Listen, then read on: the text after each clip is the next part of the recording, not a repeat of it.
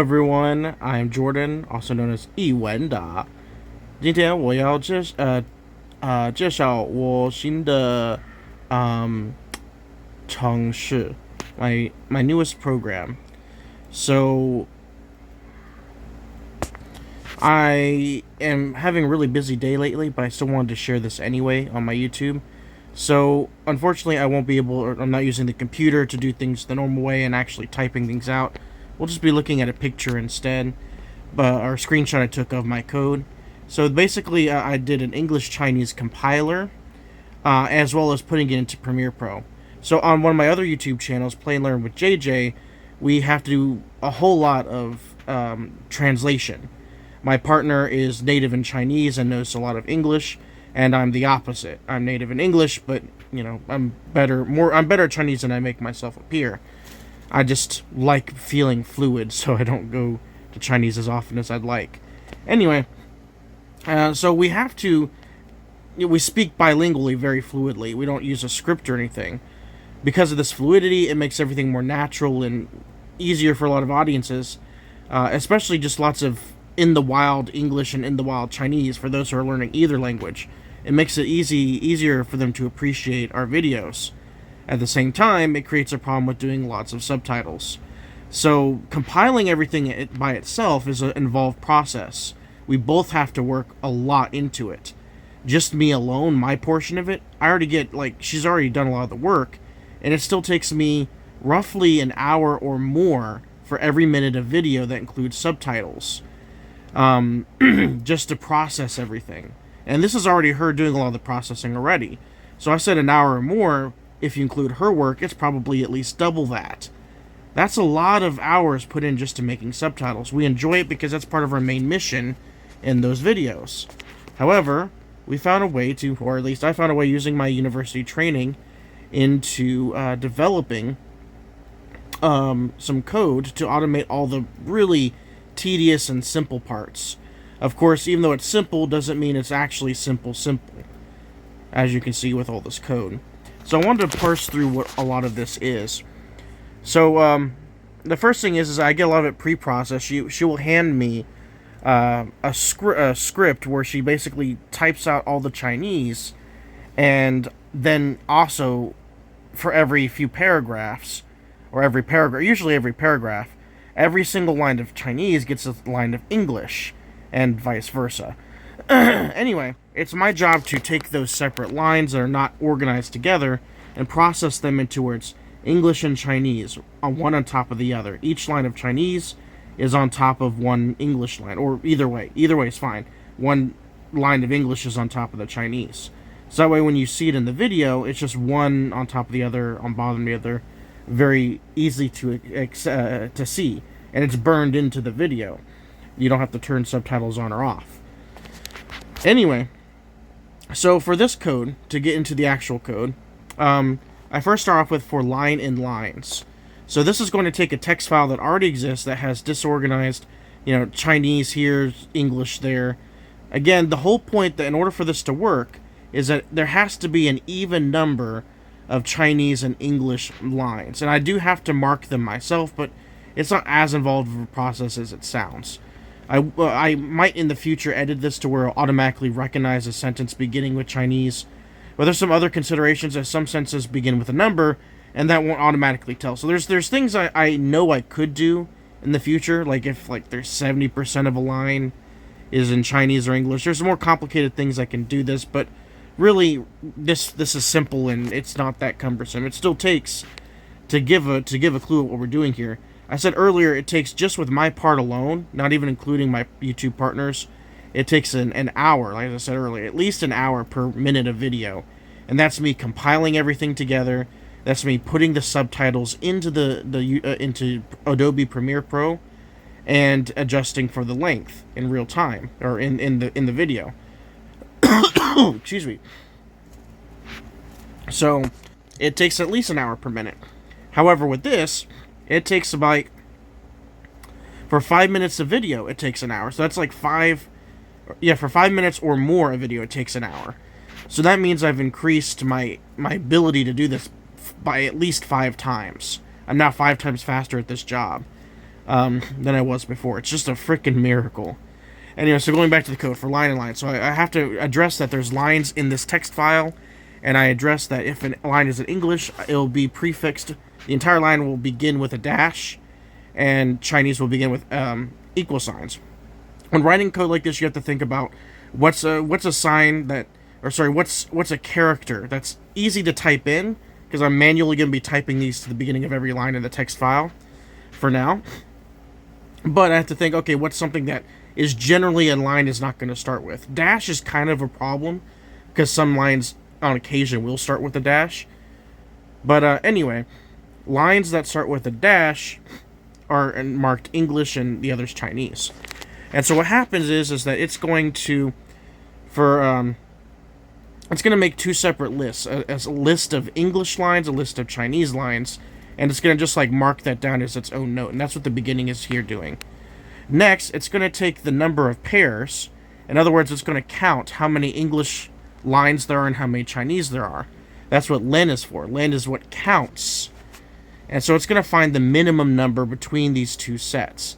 So it's going to, that way, even if there is an uneven amount, later it's going to just still be able to pair anyway. The program won't have an issue. I technically made it sound like earlier the program will just have a conniption fit, or whatever the word is. But actually, it will still run. It'll just repeat some of the translation or something, if I remember correctly. Anyway, loop through the pairs. So looping through the pairs, for I in range, number, and pairs, pairing.append /n, which means it'll create a new line. English lines I, /n, English Chinese lines I, and then of course it's just another /n. So that means it's going to basically do, you know, the first line will be English, the next line will be Chinese, and then there'll be a space that will separate it from, just for visual simplicity. There'll be a space, so when I'm looking at the text file afterwards, just to double check everything, I can easily, it's very easily organized and neat to see. So that's what this does. It takes the English and puts it exactly English, Chinese, English, Chinese space, English, Chinese space. Pairing string .join pairings. This turns a list into a string, which is very important here, because not only do I want to join these together, but I do want them as a string as well. So then I'm also, well, this is something I had to add. I need to get rid of, otherwise I have to do this manually. I need to get rid of all the equal signs and all the dashes, because, well, they serve their purpose. So this .replace makes sure that they get rid of them. Alright, with open source as W, which means I'm in writing mode, so I'm going to open, as we type up here, I don't see where it is, actually. Did I not show the... Yeah, no, I didn't show the whole file by accident. Anyway, source was up there, somehow. And so you have the source file that you type in manually, or you can just put it into the program, either way. It will write to the file. So you've got to be careful that the source file you use, you have a backup, because this will change the file. So you have a backup that, you know, that's already there. So the file that you're changing is one that can, if things go wrong, it's okay. Sometimes I made a mistake with doing this, and the file will be empty afterwards.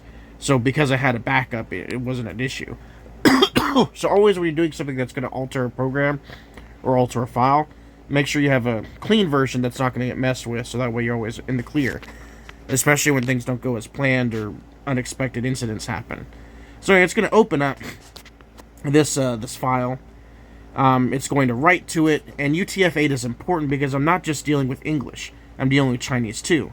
So UTF-8 is a very common format for whenever you're dealing with East Asian languages and English, and probably other ones too.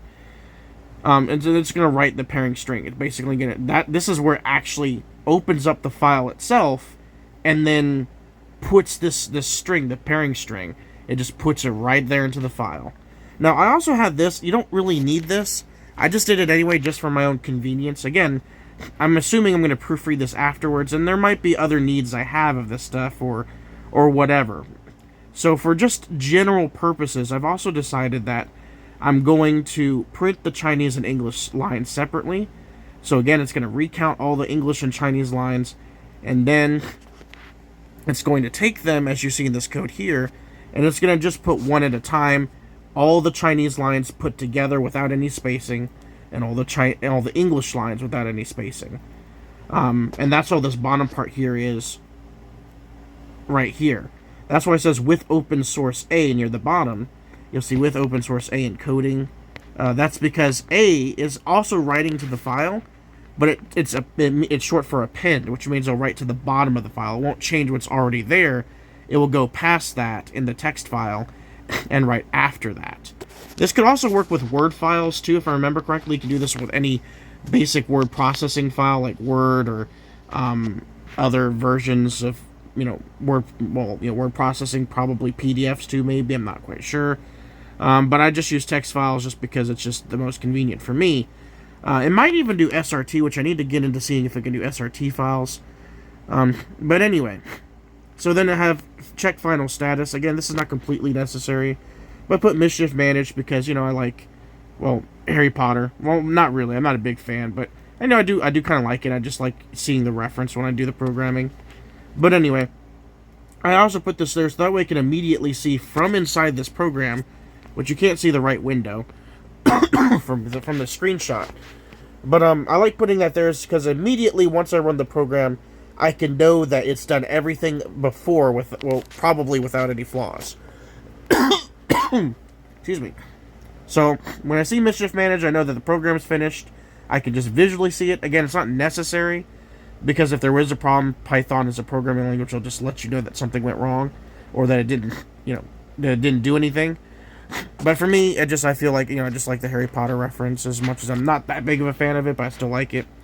As well as I just like immediately having some visual confirmation that the entire program ran through, and I should expect the correct changes to be done the next time I open that file. Again, I'm intending to immediately open this myself and then proofread it, but I don't technically have to. Again, if I need to send this to my YouTube partner, then they have some options to choose from for their own proofreading or their own referencing if they need to reference the file.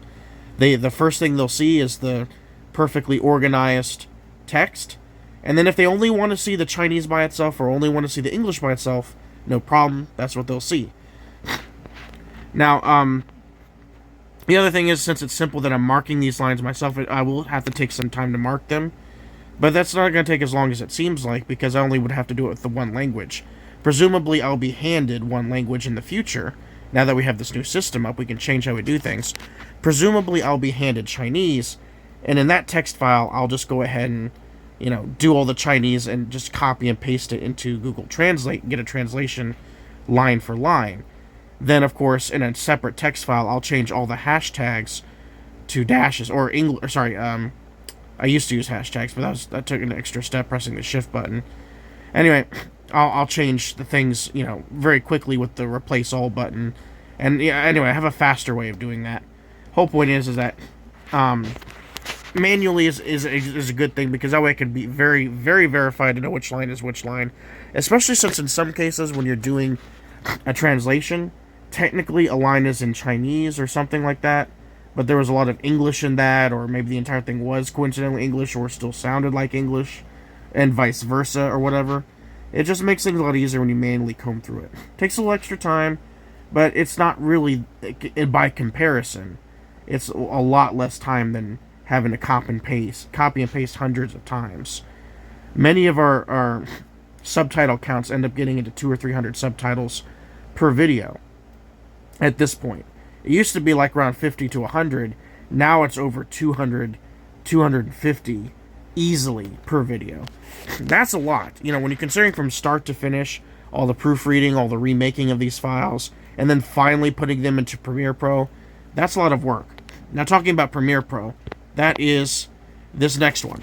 So I also automated that process too because, copying, pasting is not only a very tedious and boring process, but it is kind of cumbersome. It's a lot of frustration.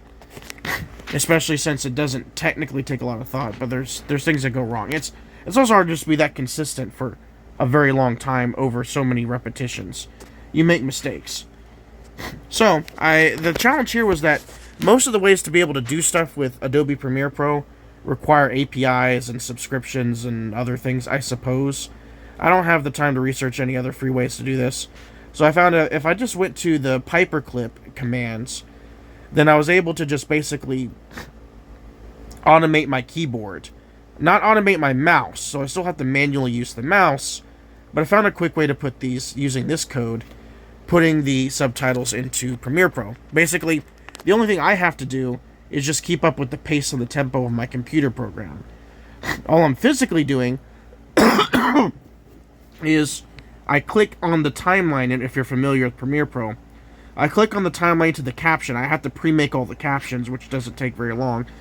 I pre-make, a few hundred captions, and then when this program is running, I will click in the timeline the next caption that I want to be placed into, and then in the text window, so I have to click, in the timeline on that caption, then in the text window, I have to click on it there too. So I have to click on the caption in two different parts of the Adobe Premiere program. So I just quickly click the one, then quickly bounce to the other, and click in the text window where the actual captions get put in. And from there, this will enter into that caption change thing, and it'll paste it in there line by line, and then it'll be ready to go on to the next one. So all I have to do is just keep up with the pace, which is sometimes challenging. I actually had to stop and repeat the process dozens of times, just with like a Word file or text file that was shorter than the others, because I didn't want to start from the very beginning. I had to redo, or I had to start over at least a dozen times, because I just wasn't used to my own method yet. But it still saved hours of time nonetheless. Anyway, so to go over this code, first of all, I have to import all these different things. I don't think I have to import OS. As you see here, Spider is showing me there's a triangle caution sign. Also, I couldn't do this in Spider. I had to use it actually in Idle. So that's just as a note. Even though I have a Spider version of this here, I was actually using it in Idle. But anyway, sources says please input your file path. So just like before, I just tell it where the, as you can see right above it. This was the last video we're doing all this on. Excuse me. This is where this is the text file where it's getting it from. I could just use it directly as the source, or I could input the source, whatever is convenient for me. Once I'm in the groove, though, I'm just going to leave it as a source rather than using it as an input, just because, as I'm constantly messing up, that just wastes a lot of time just to keep doing that over and over. But anyway, in general purposes, it might be better to have the input command instead. It just depends on preference and what you have time for. Anyway, so it says with open source R, so it's just R just means reading mode. It's going to open up the text file and just read it only. It's not going to write anything. That's good. You don't have to worry about it messing up the file, so you don't technically need another copy of it. I mean, always have a backup file, but you technically don't have to worry about it because it's not going to be writing anything. And so UTF-8 as always. It says lines f.read split lines. So it's going to read from line to line. And what it's going to do, I don't think I need strip. I put an line.strip command here. I don't think I actually need it in the end, but I put it in to be safe. You just don't always know, especially with text files. Sometimes there's a lot of like random spaces that are just put into the file. So making sure that there's no empty spaces on the beginning or ends of any of this text would be very useful, especially for caption making. Excuse me, and just making sure it's a whole smooth process. So I put line.rstrip. It may not be necessary, but what it does is it just takes off any empty spaces that happen to be in each line, and at the end or the beginning. Then I click copy. So paperclip is basically like doing my keyboard. Pi auto GUI at the bottom again. It's just mimicking my keyboard, what it might be doing. So it copies these lines one at a time. And so then it says, please, right here, this is important. It says, please switch to Adobe Premiere Pro and press enter to continue. Alright, and as soon as I press enter to continue, I have 5 seconds. Again, that's plenty of extra time. I probably only need a couple. I'm giving myself plenty of extra time. That way I can switch to the Adobe Premiere Pro and get myself ready for this action. Because I'm still having to manually use the mouse, and I need to make sure there's, there's time. So I put in 5 seconds. That's worked for me very easily. And then the game is on. It feels a little bit like a video game. So it says for I in range 0, len lines 3, which means starting at the very first line, and then every set of 3 lines, because remember, in my text files, you have the English, then the Chinese, and then an empty space. So I want to make sure that it takes all that block of 3. If your text file at any point is off and deviates from this will not work. It needs to be 1 line of one language, 1 line of the other, and an empty space. Otherwise, you'll have to adjust this part to fit your needs. If you had 3 languages for subtitles, then you would need an extra line. So instead it would be 0 len lines 4.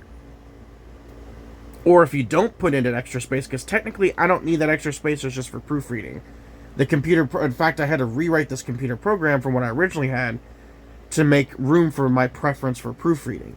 If you don't do any proofreading, then you can keep it 0 len lines 2 like this originally was. That's why it says above it, loop through every 2 lines instead of loop through every 3 lines. This part is wrong because I didn't change it from earlier. Excuse me. Anyway, so paperclip.copy. So this will join lines I. It turns every line into a string. And I is just the starting point. It's a series.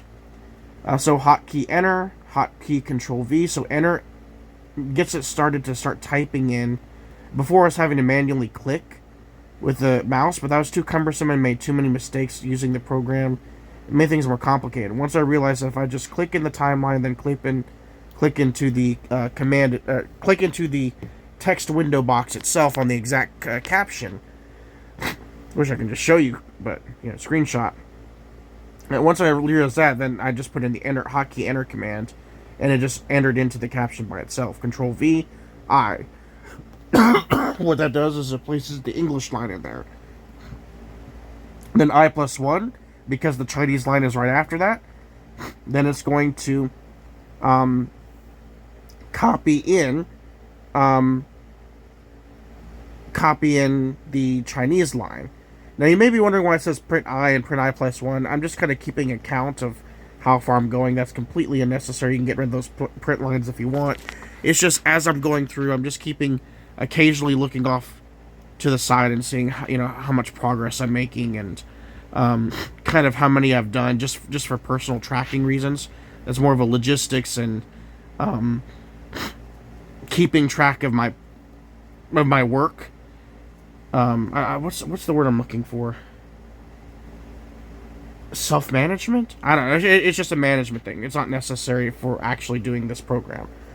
And then it says paste again. It should be every 3 lines. Well, no, this is 2 lines. Yeah. Into Adobe Premiere Pro. Shift Enter. Control V. Again, the English line goes first. The Chinese line goes second. And the 3rd line, the empty space doesn't get put in there. That would just ruin everything. That's why it's len lines 3 or 0 len lines 3, because I'm not printing I+2. That would be I+2. I'm not doing I+2. I'm just doing I and I+1. So the English is I, Chinese is I+1. They're getting in there. That's why it's looking at every set of 3 lines, but it's only doing the English and the Chinese. The blank one gets skipped over. Alright, then the last command says time.sleep 3.2. I found that's a really comfortable time to work with. It takes me basically 2.2 seconds, judging from how it all went yesterday. It takes me about 2.2 seconds to actually click from, on average, between those 2 caption areas. I don't know how we describe the one in the timeline, the one in the actual text window. Anyway, it takes me 2 seconds to go between those. But I want to leave at least 1 second of comfortable room in case I, misclick or make a mistake or get a little slow or get distracted or something happens. It gives me an extra second of wiggle room, maybe a little bit more than a second of wiggle room, just to make sure I don't screw up. If it was like 4 or 5 seconds, then this would be a little bit really extra boring. So I found that my sweet spot is 3.2. At the beginning, I'm going to have to keep restarting this because, at first it feels a little fast. But as time goes on, I get comfortable and used to it, so it's like a treadmill. Sometimes on a treadmill you want to start slow and then get faster. In the future, I might design it that way, but Really, my sweet spot right now is 3.2 seconds. It takes me about a couple seconds, that extra second's a buffer zone just in case whatever during the process happens. And then from there, I just go. And now if something wrong happens, I just click on again, I'm using this in idle, not in Spider. So I'll just go back to the idle, the Python shell, and I'll just click Control-C to cut the command and just get everything stopped whenever things go wrong. But that only happened yesterday for me when there was extra spaces in some of the text that I didn't actually use my compiler for. It was like made by my YouTube partner. I didn't thoroughly check everything. There's a few places where there was an extra line of empty space, and it caused the count to be wrong. So I had to find each and every one of those and fix them. And then once we got to everything, my code compiled together, it was smooth sailing from there. Everything was correct, without flaw. Anyway, this is much longer than I wanted it to be, but this is what I made for compiling subtitles. If you do a lot of If you do a lot of subtitle work in your YouTube videos or whatever, and you don't have access to all the fancy tools maybe some other people are using, maybe you can try something like this. Please give me credit. Don't just steal. But maybe you can use something like this to be able to help you, do the workflow a lot easier and take out a lot of the time of subtitles. Maybe even improve upon this too. Like I said, I have plenty of ideas of ways I can improve this in the future. But right now, I'm extremely happy with myself that I've made myself more than 5 times faster than I was before with much less effort. Like, it feels 10 times better just combining how much effort and headache I'm saving, as well as how much faster I'm doing it at the same time. So, it feels like it's 10 times better because it's, 5 times faster, and then, roughly that my headache is equal to the amount, or my loss of headache is equal to the amount of time in my mind, I guess. Whatever. Anyways, forget that. Mathematicians want to mathematize everything, right? Parameterize everything. Anyway, I'd probably put that on a sticker or something. Anyway, the whole point is that if you're doing a lot of subtitle work and you're doing it in maybe more than 2 languages or whatever, and you want to burn them into Adobe Premiere Pro, and you just don't have time to do things like with APIs and whatever else, maybe you'll find this useful. I don't know. I'm really thoroughly enjoying it. So, this is what I got, and this is what I've been using so far, and I enjoy it, and I don't know. I'm just still geeking out about it. Again, like for me, subtitles are a very key part, and doing them ourselves is a very important part of our mission, like our mission, so to speak, on my other YouTube channel. Making sure that things are accessible bilingually, and maybe in the future to more languages, although they probably won't be burned into the video. So, I just found this as a useful tool. Hopefully others will find it useful too, especially since Python and Spider are free things to download and are very accessible as far as I understand. So yeah, if you're interested in doing subtitles and you find it frustrating and using up a lot of time, try considering some kind of code like this. They'll help you get going. You might have to change some names and things, and of course, again, please don't please give me some credit if you do something like this. Thank you so much. Jordan Reed signing out.